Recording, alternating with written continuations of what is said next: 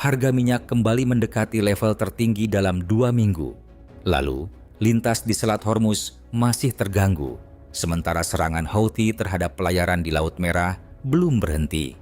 Bagi pasar energi, ini adalah alarm bahwa konflik di Timur Tengah belum benar-benar mereda. Namun, bagi Amerika Serikat dan Israel, situasi ini juga memperlihatkan persoalan yang jauh lebih besar. Setelah menghabiskan miliaran dolar untuk operasi militer, Houthi ternyata masih mampu mengganggu salah satu jalur perdagangan paling penting di dunia. Bagaimana mungkin kelompok bersenjata yang jauh lebih kecil masih mampu bertahan menghadapi kekuatan militer dengan teknologi, intelijen, dan persenjataan tercanggih? Disinilah kegagalan kampanye terhadap Houthi mulai terlihat. Kalau begitu, mengapa Houthi masih sulit ditundukkan? Jawabannya, bukan karena mereka memiliki persenjataan yang lebih canggih daripada Amerika Serikat. Justru sebaliknya, Houthi memilih jenis senjata dan cara bertempur yang membuat keunggulan teknologi lawan tidak selalu bisa diterjemahkan menjadi kemenangan strategis.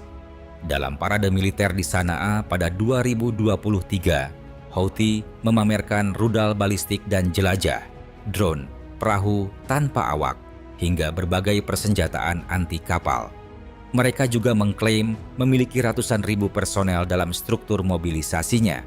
Namun, jumlah senjata dan personel itu bukanlah bagian paling penting dari strategi mereka. Houthi tampaknya memahami satu hal sederhana.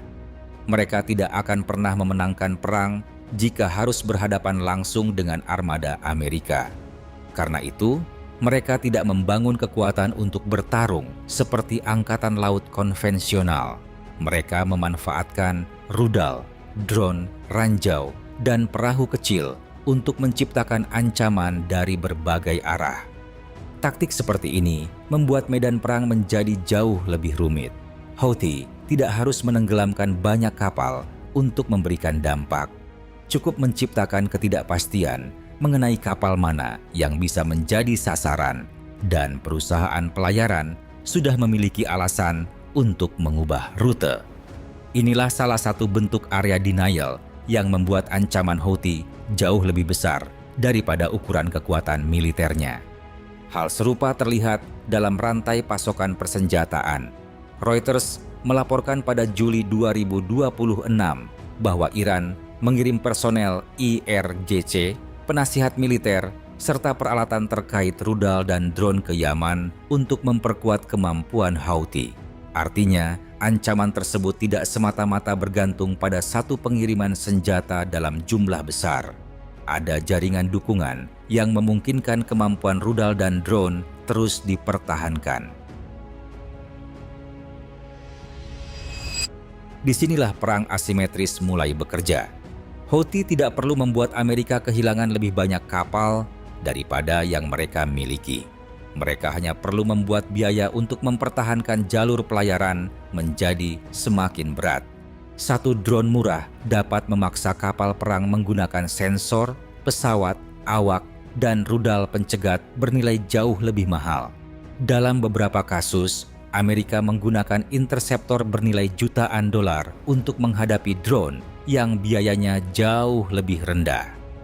CSIS mencatat bahwa USS Carney pernah menggunakan rudal sekitar 2 juta dolar Amerika Serikat untuk menghadapi drone Houthi yang diperkirakan hanya bernilai beberapa ribu dolar. Namun, persoalannya bukan sekadar siapa yang mengeluarkan uang lebih banyak. Amerika memang membayar mahal untuk mempertahankan kapal dan kebebasan navigasi yang nilainya jauh lebih besar. Masalah strategisnya adalah siapa yang sanggup mempertahankan pola pengeluaran itu lebih lama. Houthi juga tidak harus meningkatkan eskalasi tanpa batas. Mereka dapat mengatur intensitas serangan, memilih target, memanfaatkan medan Yaman, dan mempertahankan tekanan tanpa harus menggelar perang konvensional terbuka. Sementara itu, Washington menghadapi pilihan yang jauh lebih sulit. Meningkatkan serangan berarti risiko eskalasi regional ikut naik. Mengirim pasukan darat berarti membuka perang yang jauh lebih mahal, dan berisiko. Tetapi, menurunkan tekanan berarti memberi Houthi ruang untuk kembali mengancam pelayaran. Itulah paradoksnya. Amerika memiliki keunggulan luar biasa dalam pesawat, kapal, satelit, rudal, dan teknologi.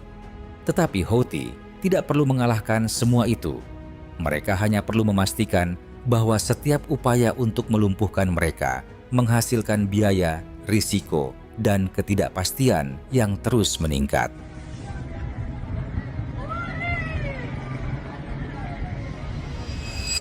Jika taktik asimetris menjelaskan bagaimana Houthi mampu bertahan, rekam jejak mereka menjelaskan mengapa persepsi terhadap kelompok ini berubah begitu drastis.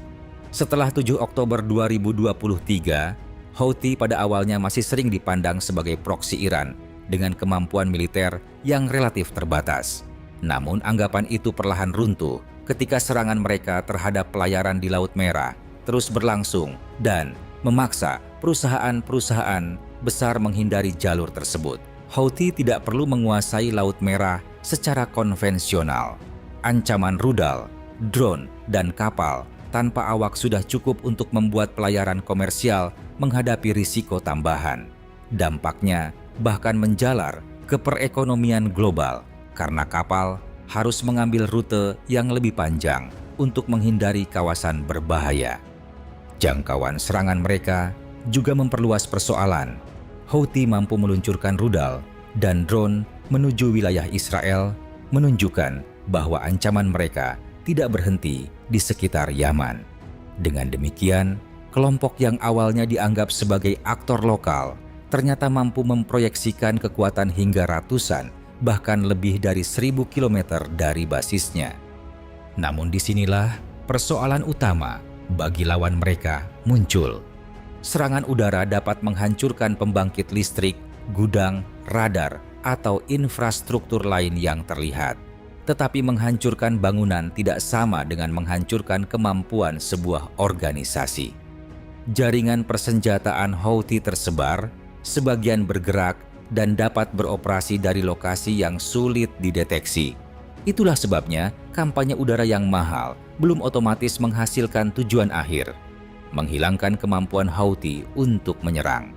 Dan di titik ini, persepsi terhadap Houthi berubah. Mereka memang bukan tandingan militer konvensional bagi Amerika Serikat atau Israel. Namun mereka juga tidak perlu menjadi tandingan. Cukup dengan bertahan, terus meluncurkan serangan secara selektif, dan mempertahankan ancaman terhadap pelayaran. Houthi telah menunjukkan bahwa kekuatan militer terbesar sekalipun tidak selalu bisa memaksakan bentuk perang yang mereka inginkan.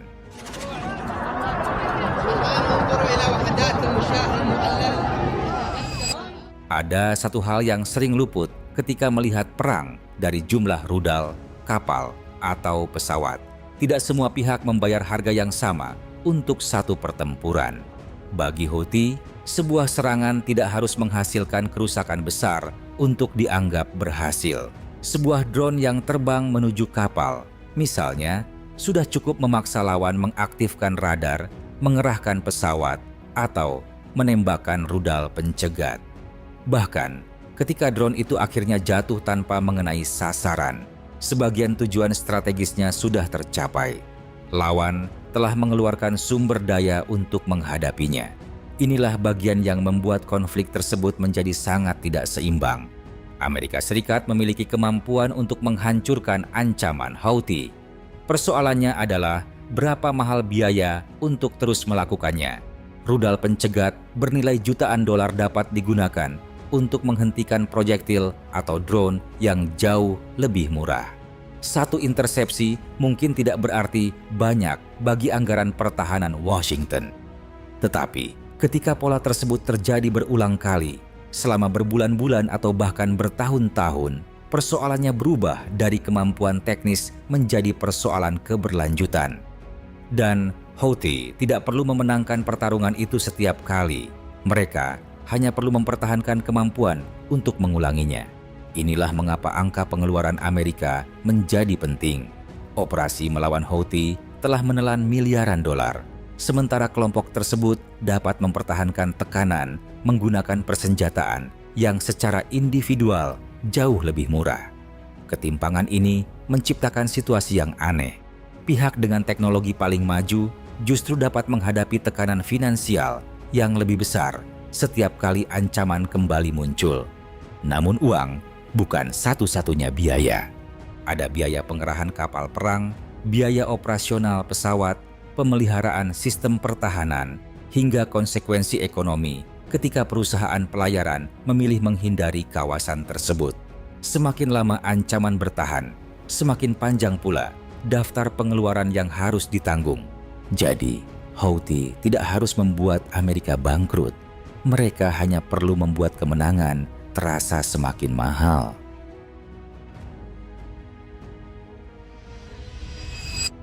Dan mungkin disitulah alasan mengapa konflik ini begitu sulit diakhiri. Amerika dapat menghancurkan target, Israel dapat merusak infrastruktur. Tetapi selama Houthi masih mampu menyisakan cukup banyak kemampuan untuk kembali menyerang, kemenangan tersebut tidak pernah benar-benar final. Dalam perang seperti ini, menghancurkan lawan sekali bukan persoalan utama. Persoalannya adalah, apakah Anda sanggup membayar untuk menghancurkannya berulang kali? Dan pertanyaan itulah yang membuat Houthi tetap menjadi masalah, bahkan setelah miliaran dolar dikeluarkan untuk menghentikan mereka.